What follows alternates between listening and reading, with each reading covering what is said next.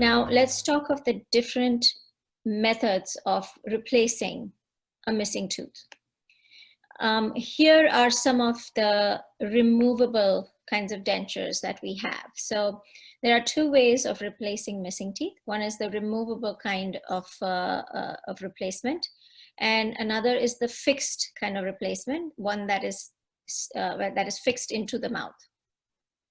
In the removable replacement, we have different varieties, but these two are the most popular.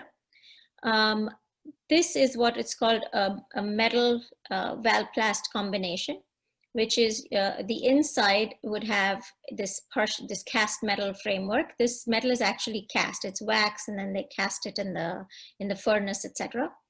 It's custom made, of course. Whereas this is it's like a flexible acrylic. And so this one is a little more aesthetic. I prefer a combination if my patient prefers a denture over a fixed option, or for some reason we can't do a fixed option. My personal preference always is to give a combination of these two, which is doing the metal on the inside, but do these clasps on the outside so that, you know, it's kind of blends well with the gums, and it's not, it's aesthetically a little more pleasing. The problem, so the pros of a partial denture obviously is that you have replaced your missing tooth, so all those negative effects I talked about in the earlier slide are obviously not there anymore. The cons of a partial denture as opposed to a fixed, of a removable denture versus a fixed, is that these clasps do have a negative effect on the teeth that are supporting them over the long run.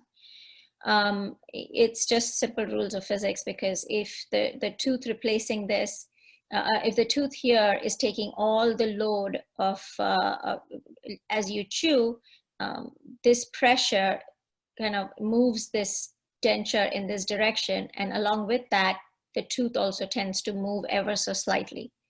And over a period of 10 years, you are going to start to lose some attachment on those teeth.